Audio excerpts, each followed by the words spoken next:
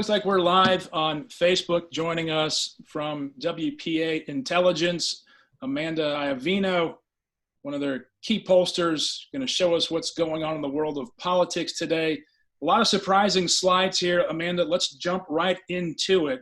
And I think the folks will love what you've put together for us this week. Perfect.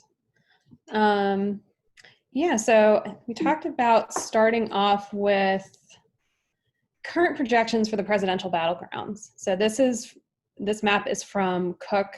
Everyone kind of has their favorite, or let's say least hated aggregator. I chose Cook because it kind of highlights a couple of the states that wanted to focus on today.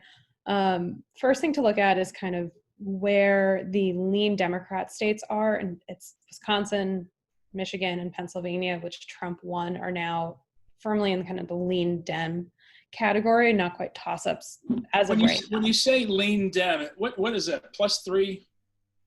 I think it's even a little bit more than that, because 3 would be in the toss-up margin of error. So lean D would be outside the margin of error slightly. Yeah. Okay, so outside the margin of error. Yeah. Okay. As an average. Right. So, for the audience, when we say lean D, lean R, it's not toss up and I want my team to win. It's like lean means you're outside the margin of error. Right. There's a lot of ground to make up. Whereas toss up, it's just a little bit of work kind of around the edges can really make a huge difference. Right. So for the Trump campaign, they have to be looking at getting those leans to toss ups and getting those leans for Republican into likely, and some way the Democrats want to do the same thing. They want to get, what's interesting to see is Minnesota is lean and not likely at this point. Yep. And that whole swath, the Biden camp wants to get that lean outside the margin of error plus 2 or 3 more points to get it towards likely. In the same way for Pennsylvania and New Hampshire, while playing as much offense as they can in Georgia, Florida, North Carolina, and Arizona. And even Texas. Biden's putting some money into Texas now to go on offense, and we'll talk about why in a little bit. Okay. But yeah, Minnesota is definitely a little bit lighter shade of blue than it has been in kind of previous cycles, and it's, I think, talks to Trump's appeal for, let's say, less under college educated voters. Education was a break in 2016, and we're seeing it being a very good predictor of your support for Republicans or Democrats in this cycle as well. Right. So the 3 that we're going to focus on here are Arizona, Georgia, and then Texas. So this is important for our audience. This is an ideal situation for Democrats and Joe Biden, that the Republicans are talking about swing states of Arizona, Texas, and Georgia is a disaster for Republicans. It's not looking good, but we'll kind of look under the hood as to for why. Republicans. I'm trying to call it right down the middle. We're trying to be nonpartisan here. I'm just saying, if you wake up and you're a Republican, you've been in a coma for the last year, and you wake up and go, what the hell's going on? You're like, what do you mean Arizona, Texas, and Georgia are in play? That's a problem. So anyway, go ahead. Next slide. So Arizona, obviously Trump won it by 3 last cycle. Romney, McCain each won it by 9. Currently, the average here is that Biden is up by 3. So again, that's in the margin of error, which is why it's a toss-up. It's also considered a toss-up for our Senate seat, so that's being held by Martha McSally. At this point, looking at these averages, that's being a little bit generous to McSally. Kelly kind of has a pretty consistent lead in the polls and a significant cash advantage at this point. He's been raising a lot of money. So I want to focus mostly on this presidential race, and specifically the CBS News poll that had him at a tie, and this was just last week. And that's significant because it takes place after, if you go back to that, if you look at the other ones, it's the most recent. Mm-hmm. And if you see a tide shifting, really you could say that is plus Trump 2 right now. If you go with that and the Gravis poll that has Trump up, if you're trying to be an optimist for the Republicans, averaging in polls that were done at the beginning of June, I don't think serves anybody anything because of so much happening. In the meantime, you've had this reaction to George Floyd's killing and then the counter reaction to George Floyd. So, the most recent ones are the most valid ones, I think. But go ahead. No, I agree. I would just caution, there's been a little bit of concern about some of the Gravis polls coming out because those have been through OAN, the news network. And there's just been some back and forth on them a little bit. So, to our conversation from last time, that one, looking under the hood, might not stand up to the same kind of scrutiny that the CBS News poll does. Okay, yeah, and that's important because everyone says, "Oh, fake polls, fake polls," and the reality is, there's no such thing as a fake poll. You just got to look at what the hell they modeled. Exactly. So here we're gonna have a couple of these slides for each state. So the lighter pink color is the 2016 exit polls. Now, exit polls aren't fantastic, but they're really what we've got to kind of look at where Trump was with some of these groups in 2016. And then the darker red is where he was in that CBS News YouGov poll from last week. You can see again, he won the state by 3, and now it's a tie. If we break it down by gender, Trump's never done particularly well with women. He's -4 in Arizona in 2016. He's now -8. So he's also down 5 from where he was with men. So this is kind of down among both genders. So really we want to dig into kind of these other numbers to see where he has fallen behind. Both sides have kind of consolidated their bases since 2016. Trump is actually doing better among independents than he was in 16. Want to really dig into this age break because I think this is where we want to kind of focus. 18 to 29-year-olds, he was -18 in 2016, and he's now -36. With 30 to 44-year-olds, he was down 6, and now he's down by 27 points. So this is taken by the net of the percentage for Trump minus the percentage for Biden. Right. And he's also down, he's even among white voters. There aren't enough black voters in Arizona to really be able to dig in. So that's not a zero gap. There's just not enough people to focus on. And he's down 48 with Hispanics when he was only down 30. And this will underscore why I think he's making a move to do something on immigration, especially DACA, with an executive order apparently he's coming out with. Yeah. I mean, you got to stem the bleeding in Arizona on Hispanics and appeal to more of the younger crowd, at least to start get those margins back up so you can get the hell out of Arizona, Texas, and Georgia and start focusing on the upper Midwest. He's got to do it now. Okay, great. So I wanted to look at specifically this 30 to 44-year-old group. And now Civics is another polling company, and they do kind of a massive number of surveys every week. And you can actually break them down by state and by age, gender, kind of all of the things that we were talking about there. Their age breaks don't exactly match what YouGov did, and it's kind of one of the frustrating parts of looking at all of these different polls, that everyone cuts their data a little bit differently. So this is among 35 to 49-year-olds. And this is just Trump approval. Do you approve or disapprove of the way Trump is handling his job as president? From everything we've seen this year, this generally tracks with how they view him personally. Those numbers have been pretty much one and the same. So wanted to look here. Civics actually also has this great feature where they kind of put the news of the day along the top, and wanted to see where the inflection points came. So where did he really start kind of that gap with 35 to 49-year-olds? Where did it really start to expand? And interestingly, if we back up this line, it doesn't go to the coronavirus issue. It goes all the way back to when Trump was impeached. Okay. So this isn't a factor of his leadership on the coronavirus with this group. That's certainly not helping matters. You see kind of another increase in disapproval right around the time of the coronavirus hearings.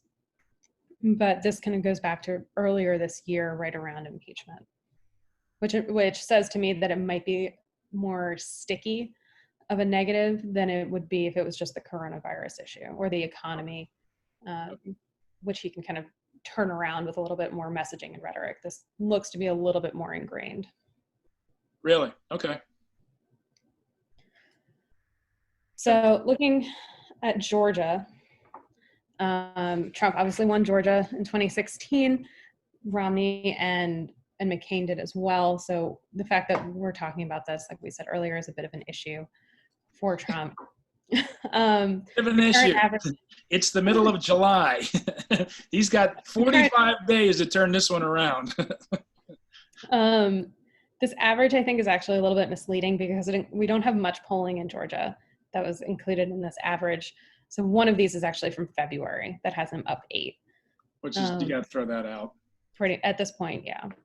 And like I said, there was a little bit of an issue with the Gravis polls. So we'll say that Trump is up by 3 on average, but we're going to look at this Fox News poll from the end of July that had Biden up 2. Okay. Now, Georgia has 2 Senate seats up this cycle. It's got your typically scheduled election of Perdue running against Ossoff, and then a special election, which is going to be a jungle primary held on Election Day.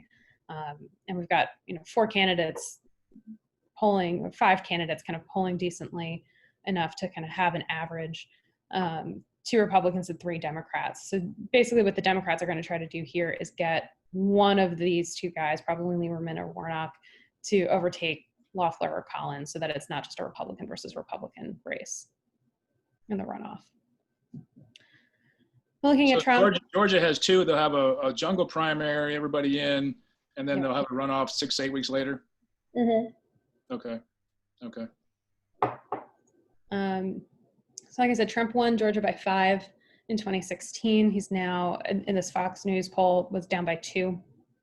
He's doing actually a little bit better with women overall than he did in 2016.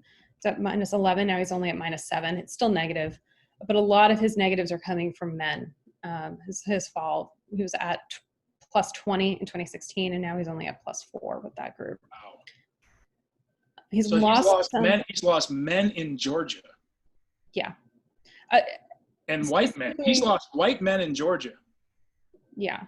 A lot of this is probably coming from, like I said before, that education break is pretty significant, especially in, suburban counties in Georgia. So what we can see here is he's losing a little bit of Republicans. There's a little bit of a bleed here from 90% to 85%. It's not much, but when we're talking about Republicans in Georgia, that's not an insignificant amount. The big flip to look at here is with independents. He won them by 11. Now he's losing them by 17. And through kind of this breakdown, we can see where he's losing them, and it's specifically in the suburbs. He won suburban voters by 5. He's now losing them by 20. So he's done better with women in the state, but he has really shed white male suburbanites. Is that it? That's what it looks like. Yeah. Wow. Which, again, if we think back to the education breaks that we were talking about, the suburbs are really where you're going to see college-educated white voters, especially in Georgia. Yeah, I get that. This is fascinating to me. Yeah. And so looking at Georgia independents, you can see there isn't really, there's a slight uptick recently with the coronavirus hearing, but you really have to go all the way back to the travel ban order to see where the initial divergence came. This has been kind of a steady divide among Georgian independents. Unfortunately, civics didn't break it down by geography, so we don't have suburban. I'd be really curious to see where that that trend line broke with suburbanites. But with independents, it goes back to the beginning, which again, the earlier these breaks, these inflection points happen, the more stubborn I think some of these changes will be. So Trump's really got to kind of go back to Georgia. Really, to date, the coronavirus really hasn't hurt Trump in Georgia. Not a little bit, but not a ton. But it's also sort of embedded their feelings on Trump as well, I think. Yeah. These are independents. Okay, that's great. So now we'll look at Texas. Obviously, Trump won Texas. We've won Texas for a while. The average right here is a tie between him and Biden. So we're going to look at the CBS News poll again here. And it's worth noting that there's also a Senate seat here. It's a likely Republican Senate seat. Cornyn is up by 10. Hager won her runoff last night. So this is going to be the ballot. But Cornyn's not even over. He's in the mid-40s. That's not good. It's not good, but it's a consistent 10-point lead, and he's running 10 points ahead of Trump. He's running 10 points over his opponent. But that's going to consolidate. I mean, that's going to come back up because she's been unknown, and then she's going to. So, I mean, he's under Trump at 44 to 45, so Cornyn's in trouble. I look at that poll and I go, I'm not happy with that poll if I'm Cornyn. I'm not as concerned about Cornyn. He has a significant money advantage and kind of a more institutional advantage. I think what's going to happen in Texas and in Georgia, frankly, is there's going to be so much. It could happen in Arizona. McSally is just a little bit further behind than these other races. There's going to be so much investment on the Senate side that it'll almost be reverse coattails. And frankly, that's what happened. Right. No, I mean, Cornyn should be ahead of Trump. That's the problem. He should be more ahead of Trump. And I've seen some other polling that suggests that he is more ahead of Trump than kind of these public polls are showing. So that's also coloring. You are privy to private polling then, is that what you're saying? One of the perks of the job. Yeah, and WPA Intel has a little bit of history in Texas. I'll just leave it there for folks. Yeah. So, okay. All right, so where is he hurting among Texas? Again, he won it by 9. Now he's only at +1 in this poll. He's doing a little bit worse with women. Again, he's doing a lot worse with men. It's -13 points. And with independents, he's doing better with Republicans, kind of consolidated the Republican base versus 2016. Democrats are running even there. Again, the age breaks are significant here. We've got he's down 20 points compared to where he was in 16 with 18 to 29-year-olds. And he was winning 30 to 44-year-olds by 3 in 2016, and now he's losing them by 10. It's so interesting how these different demographics are state to state. Yeah. So you can't, so it's really going to be such a localized election because what you're saying to one group is not what you're going to be saying to the other group. But it's not so much that you're saying something entirely different. It's the manner in which you say it that is conveyed to get the response, to get them to support the candidate of your choice. Because Trump in Georgia was doing better with blacks, and in Texas he's doing worse with blacks. Yeah. That's fascinating. And he's holding fairly steady with Hispanics in Texas too. I think is interesting compared to what it is with. Those still are disaster numbers. They're not great. For Democrats it's great, but for the Republicans, Trump, and I've said this all along, Trump's going to cut a deal on immigration or do his own thing. Because he definitely wants to. I don't think the Democrats are going to hand over that piece of their platform. That's what he's going to do by executive order. He'll come out, he'll do something different here. He's not going to get anything out of Congress now, for crying out loud. But if he comes across as being remotely, reasonable on immigration, that's how you get people moving. Oh, well, he's going to be better on immigration than I thought, and it takes that edge off. Otherwise, he's going to lose. It's hard considering, we look back in Georgia with that kind of the divide coming from the travel ban coming early on. It's one of the benefits and pitfalls of an incumbency is that some of this stuff is going to be so baked in, and his views on immigration with the wall, he's synonymous with the wall. It's going to be hard to move a ton of opinion on immigration, but that's why he has to do something dramatic to change that. And he's going to. The guy is transactional. Do you think he believes in any of this stuff? At the end of the day, he'll throw it. He's like, I used to ask people in New York, what's he like? And they say, we don't really care for him, but he runs a great hotel. And any hotelier is going to tell you one thing: the customer is always right. And he's going to do what the customer wants. It just depends on who his primary customer is not going to go away from because they have nowhere else to go. That's just me. Yeah, it depends on who he sees as the customer. Is it the base? Is he going to try to consolidate the base that he had in 2016, where he's bled against these drops in men who are very strongly for him? Is he going to try to consolidate them, and how is really going to be the question. Well, he's lost independent men around the country. And this is even, yeah. That's what it is. And again, the education break is probably an important one. College-educated men don't want to be called racist anymore. They just, they're going to go, I'm not putting up with this crap anymore. They're tired of it, and they're independents, and they don't have to. So I'm sure they got polling groups and focus groups and all that kind of stuff that says, here's what we're going to do going forward. That's what politics is. So, okay. So the one that we're going to look at here is the 45 to 64-year-olds, or as close to it as we can get. So approval with Texans, 50 to 64. You can see there hasn't really been that much of an inflection point here. No, they bought in. They bought in early. They've bought in, but there is this little bit of a dip around the coronavirus. So another trend Yeah, that's but look where that timeline is there. Is that George Floyd? yes. No, That's it's May. Floyd. It's closer to May. Yeah, You can actually see it. What they have in civics is also this: how satisfied are you with the U.S. government's current response to the coronavirus?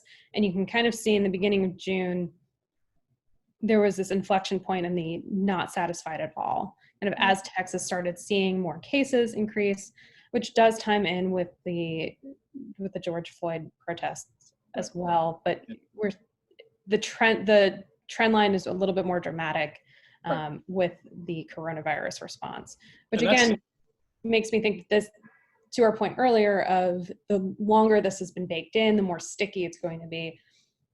I'm not convinced that this kind of change in Texas is going to be as sticky, or that there's no way that Trump can turn this around in Texas. I think no, like anything's possible. I mean, Joe Biden's still out there talking to a camera. Anything can go wrong for the Democrats. But the more this gets baked in and nothing gets done. But I mean, he's going to have to do something dramatic in the next 45 days to turn around independence.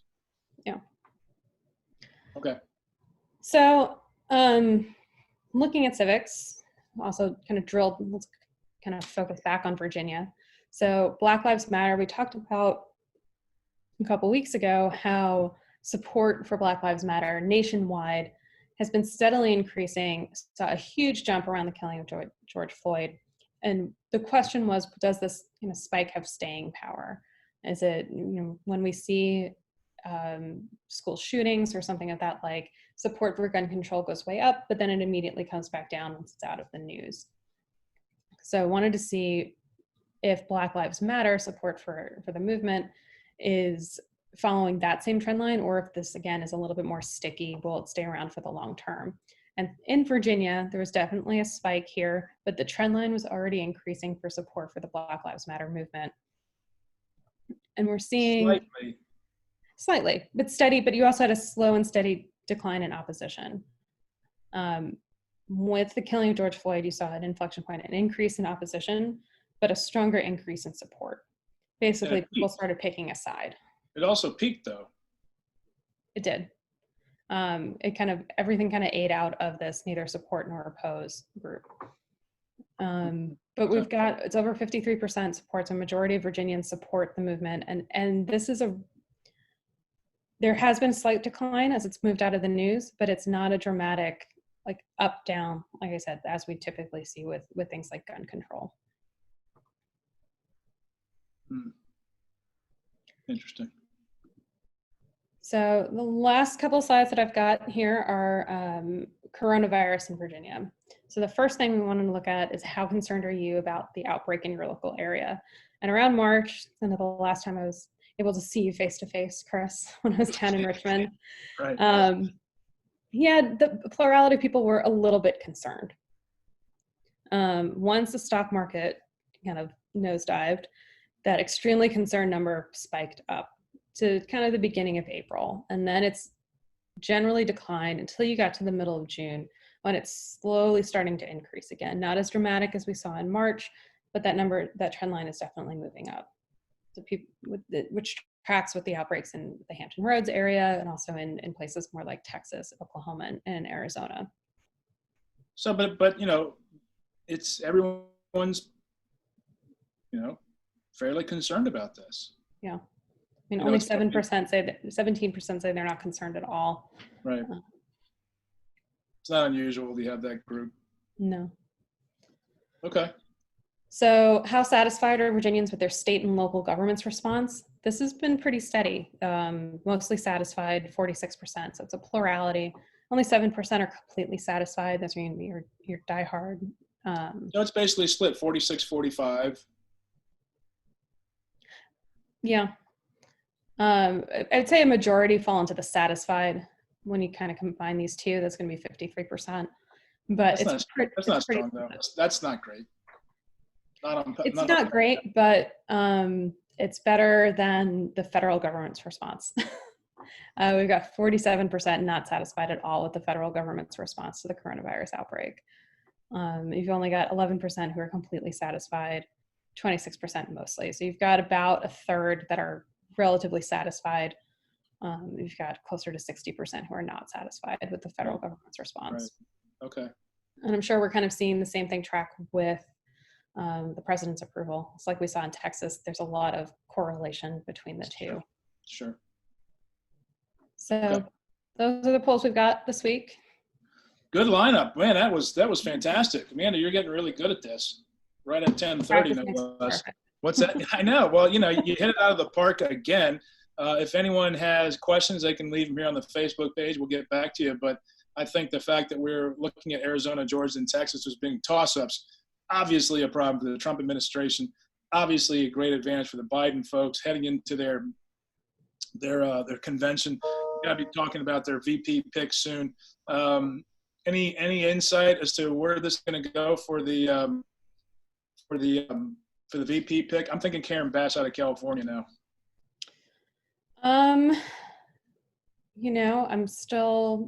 I've tried to predict Democrat politics for a while, and I'm not very good at it. Because you think like a Republican. And some Republicans don't think that I do, but yes, I try to call it down the middle as much as I can. But I think he's still. It'll be interesting to see whether they're testing out more people on some of the late night shows. I saw Val Demings was on one of the late night shows recently, and I think they're kind of trying to push some of their top picks, potential picks out, seeing how they handle some of the media pressure. So, but look how late we are in the game. I mean, when's their nomination? They still got a little bit of time. It can be a last minute decision. It's I don't think that they're vetting a lot of people. So I think they'll let the vets and then kind of the media teams kind of critique and come up with a decision. I'm sure they've got their top one or two at this point. Okay. When's their convention? I think it's in August. I don't have the July. Okay. They might have. I should know that off the top of my head, but I don't. No big deal. Do you think Trump keeps Pence? Yes. You do? Yeah. Okay. Do you? He's got to do something dramatic. I mean, no one's talking about the problems that Iran's having right now. They've had some explosions that they can't account for. Yeah. So someone's doing something over there. As an example of, you never know what Trump's going to do. Hearing about this executive order on DACA, that's interesting. So he's got to start doing some things, and I think he's going to be dramatic in the next 6 weeks. He has to. I mean, he's got to turn these numbers around by Labor Day to be able to focus on the battleground states, but previously behind the blue wall, specifically Wisconsin, Michigan, and Pennsylvania, to have a fighting chance. I think you create more enemies if you get rid of Pence than you create friends with anyone else that would sign on to the ticket at this point. So right. I think Pence is probably in the safe zone, but I don't disagree with you that he kind of has to do something either dramatic or steady positive improvement. And I think something dramatic is definitely more of his personality. So it'll be fun to watch. Especially when we have 2 aircraft carrier groups heading to the South China Sea. See, now you're just making me nervous. I have a son-in-law heading to Okinawa in a couple of weeks, so I'm going to be incredibly nervous. So these things get real quick. Anyway, Amanda Iovino, WPA Intel, WPA Intelligence. Thanks for joining us. Really appreciate your time, and all the best to the team in the home office there.